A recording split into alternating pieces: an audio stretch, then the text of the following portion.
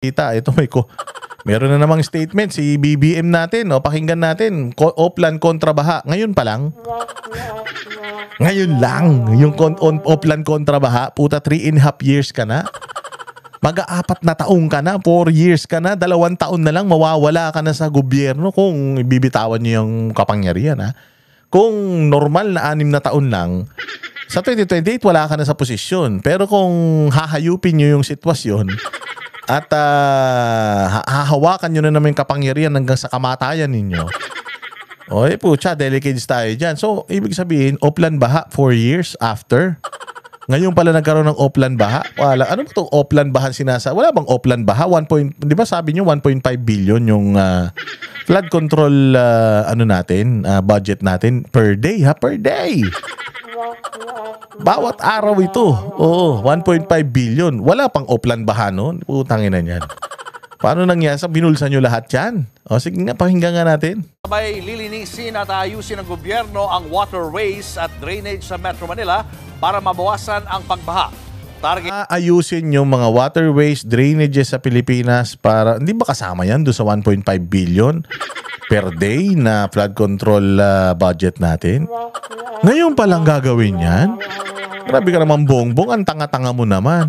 Paano mong isasalba ang buhay ng mga Pilipino kung ngayon ka pa lang nagtatrabaho? Matatapos ka na eh. Ano ka ba? Tagal naman nung honeymoon period mo. Kaya magawa sa loob ng 9 na buwan at popondohan ng 2.5 billion pesos. Puta, may pondo pang bago. May 1.5 billion per day na, may 2-something billion na naman na pondo. Wow. Lakas. Tangina, ibang klase, ha. Okay lang sana eh. Popondohan ito ng pera ng pamilya ko. Huwag kayong mag-alala. Walang pera ng gobyerno ang gagamitin dito. Para maniwala kayo na sincere ako sa pag-aayos ko sa bayang Pilipinas, babawasan ko yung ninakaw ng tatay ko. Aayos natin sa baha. Okay sana kung ganun eh. Hindi eh. Pucha, pera din namin yan eh. Walang hiya ka talaga. Frontline na balitang yan, si Maricel Halili. Kasunod ng buhos ng ulan, ang pagbaha sa iba't ibang bahagi ng bansa, kabilang ang Metro Manila. Sabi ng DPWH, nasa 120 waterways sa NCR ang barado dahil sa basura. Yan daw ang kailangang hukayin at linisin. Isa sa ayos din. Diba kasama yan sa budget araw-araw? Oo, tapos ngayon kukuha na naman sila ng bagong budget. Ito dapat sinisilip na ICI. Di ba? Metro Manila, sir, may mga clogged na mga waterways. Hindi ba, wala ba tayong budget yan? Yung mga LGU, hindi ba sila nagre-report? Hindi wala bang budget LGU para linisin yung mga estero nila? Wala, sir. Hindi ba dapat ganun? Yung ICI, dapat ito iniimbestigahan eh. Posible naman. 1.5 billion per day ang budget natin para sa flood control. Tapos, ito lang magkakalkal ng mga basura sa estero, bupondohan na naman ng 2 bilyon. Style bulok na naman yan. Ang mga pumping station at mga estero, yan ang Oplan kontra baha ng gobyerno na gagawin sa loob ng 9 na buwan. Inang corny pa pang Oplan kontra baha. Pwede bang Oplan kontra magnanakaw sa gobyerno, gano'n? Kasi when you stop corruption sa government, lahat to mga estero na to lilinis. Pag zero corruption, mabango, malinis. Tingnan ninyo sa Kingdom of Jesus Christ, sa compound ni Pastor Kibuloy. Walang corruption dyan, kaya ang bango-bango. Kaya ang ganda-ganda dyan sa mga lugar kung saan ang namumuno si Pastor Apollo Kibuloy kasi zero corruption. Ganun ang amoy itsura ng zero corruption. Ayusin mo yung corruption sa Pilipinas, gawin mong matino ang iyong paglilingkod. Maniwala kayo, walang baha, walang basura, walang pangit. Lahat maganda. Hindi baha ang problema. Ang problema, mga magnanakaw kayo. Kung hindi kayo magnanakaw, walang basura dyan sa estero, maniwala kayo. Wala namang ganyan sa Davao. May nakita kayo mga estero sa Davao na puro basura? Wala. Umikot ka sa buong Davao City, wala kang makikitang lugar. Estero na punong-puno ng basura, walang ganun. Kasi dyan sa Davao, disiplinado tao, hindi kurakot yung mga namumuno dyan. Kaya walang ganyang eyesore dyan, eyesore, walang ganyan. Dito sa NCR, bakit maraming ganyan? Paano? Puro magnanakaw. Yung mga nasa pamahalaan, yan ang kaibahan ng Metro Manila sa Davao City. Sa Metro Manila, mabaho, madumi, maraming krimen kasi Walang kinakatakutan yung mga tao tsaka mga kurakot yung mga namumuno. O sa Davao City, may ganyan? Wala. Wala. Ipapuputol ko yung yung hinlalaki ni Jay Guevara. Kapag may nakita kayong ganyan sa Davao, walang ganyan kasi nga walang corruption doon. Maayos yung namumuno. So it all starts with good governance. Kung hindi kayo makakawatan, malinis yan. Kaya lang si Bongbong ang presidente. Lahat ng mga nasa paligid, hindi naman siya siguro, pero lahat ng nasa paligid niya siguro mga magnanakaw. Kaya ganyan nangyayari sa Pilipinas. Popondohan niya ng 2.5 billion pesos ng DPWH. Ngunit, even after that 9 months, ay patuloy lang, regular na ang paglinis, pagsira. Regular daw yung paglinis at pagsira. Ano na naman sisirain, Bongbong? Ikaw talaga. Wala ka nang sinabing matino talaga. Ulitin natin. Regular na ang paglinis, pagsira. Ilan to? Huli ka na naman. Nahuli ka na naman sa bibig mo. Ano sisirain mo na naman? Pagdesiltation, paglinis ng basura, lahat ito ay patuloy natin gagawin. Hindi natin pwedeng tigilan dahil alam naman natin umiipon pa. Kanina, personal na Ayan, tinan nyo, ang saya-saya nila dito. Nagtatawanan sila. Tangina, kala mo walang problema yung Pilipinas eh. Kala mo hindi tayo namatayan ng halos 300 sa bagyo? At nasira yung libu-libong kabahayan nitong sumunod naman na bagyo? Walang nagtatawanan ng mga gago. Peksyon ni Pangulong Bongbong Marcos ang Tingnan mo, nagbibiro sasaya ng mga tanga Tangina, yan ba ang mga stress? May stress ba na ganyan? Pucha yan. Alam mo, kung ako presidente, hindi ako mapapangiti Sa totoo lang, sa mga nangyayari sa bayan natin. Dapat ang mga mukha ninyo, mga seryoso. Hindi, nagtatawanan ng mga gago. Tangina, alam nyo na pinaglalaruan lang kayo nitong mga ulul na ito Rick sa Paranaque.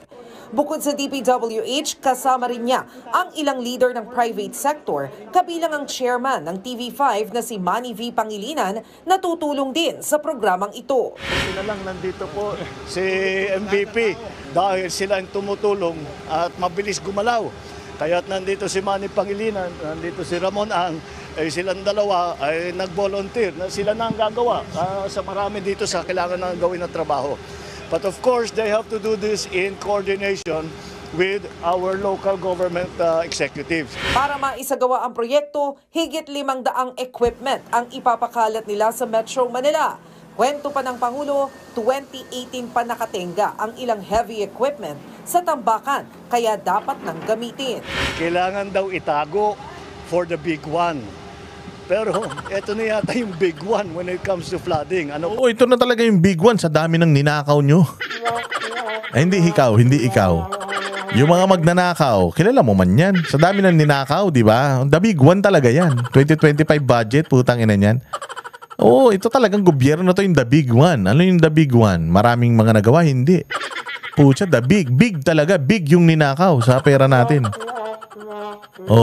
Ang inaantay natin. Problema rin ang mga hindi gumaganang pumping stations. Imbis na magbigay ng solusyon, ito pa ang naging problema, yung mga pumping station na linagay. Kaya marami pa tayong kailangan gawin. Ang dami mong alam. Wala ka namang alam Maging maayos sa mga ito, mababawasan ng 6 daming ESAB. Hindi pala, daming EBAS. EBAS means baliktarin mo, sabi. Dami sinasabi. Dami EBAS, wala namang alam. Inan to? 60% ang pagbaha sa Metro Manila. Sorry. Pinaghandaan namin yung storm surge, hindi yung baha. Takinan yan. Saan ka makakita ng presidente ganyan makapagsalita, yabang-yabang, kala mo matalino. Tangina, basic naman yung mga impormasyon na sinasabi. Uutal-utal pa. Pero hindi lang daw ito sa NCR gagawin, kundi pati na rin sa mga bahaing probinsya gaya ng Cebu, Bacolod, Rojas, Bulacan, Pampanga, Davao, Pangasinan at Cagayan de Oro. Gago, dapat noon nyo pa ginawa yan. Kahit walang baha, dapat ginagawa nyo yan. Yan yung sinasabi natin na proactive. Dapat reactive. Ay, hindi pala. Yan yung sinasabi na reactive. Dapat proactive tayo, sir. Proactive yung hindi pa man natin nararanasan, dapat sinusolusyonan na natin because prevention is better than cure. We should be proactive, not reactive. Kayo reactive na nga, late pa. Nagbabalita mula... Walang hiya kayo talaga, oh. Ay, nako. Yan ang estado ng ating bayang Pilipinas sa ilalim ng pamumuno ng mga buwisit sa gobyerno. Diba? O, sige na. Dahil dyan, maraming salamat mga bossing. Again, mag-subscribe po kayo doon sa isang channel natin ng Boss Dada 2.0. At syempre, dito sa channel natin, Boss Dada TV, YouTube channel, mag-subscribe, like, share, and comment po kayo. Dahil binabasa ko lahat yung comment nyo at hina-heart ko yan. Like and share. Importante yung share, ha? Bumaba yung viewers natin, ha? Hindi kayo nanonood, huwag kayong mapagod. Huwag kayong mapagod manood, ha? Kasi hindi tayo magsasawa na batikusin itong gobyerno hanggat di sila nagigising sa katotohanan. Itong mga panggap nilang pagkikilos, panggap na trabaho nila, hindi yan makakalusot sa atin mga bossing. Huwag kayong mapagod na magalit. Huwag kayong mapagod na questionin yung pamahalaan. Kahit paulit-ulit, huwag kayong mapagod. Kasi hindi napapagod ang mga yan magnakaw. Hindi napapagod ang mga kriminal gumawa ng krimen. Kaya tayo, dapat hindi rin tayo napapagod sa pag-expose ng lahat ng mga kahayupan ng mga ito. Maraming salamat po. Kita-kits tayo ulit sa susunod na vlog. Kami ang boses ng masa, hindi natatakot. Katotohanan lang, di kami nalulunod. Walang bahid ng sismis, lahat ay totoo. Kahit sino ka pa, pag mali ka babanatan ka.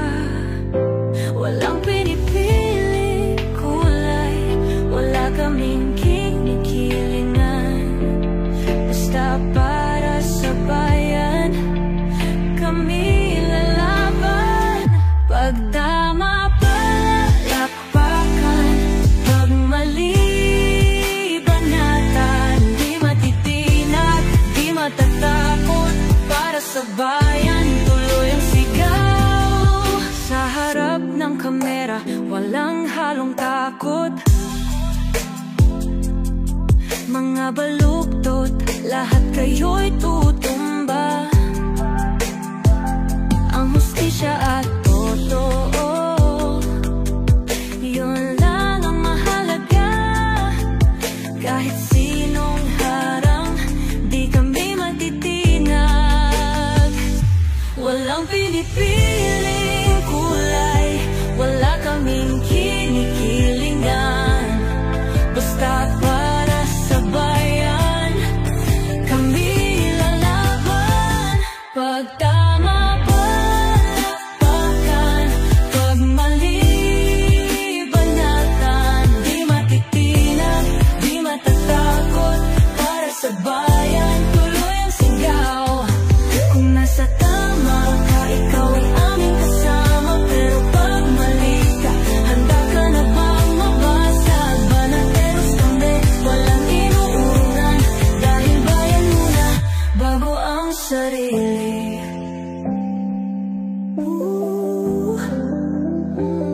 Bago ang sarili.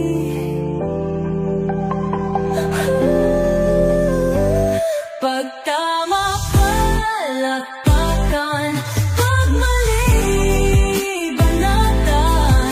Banateros ang sigaw, katotohanan ang laban.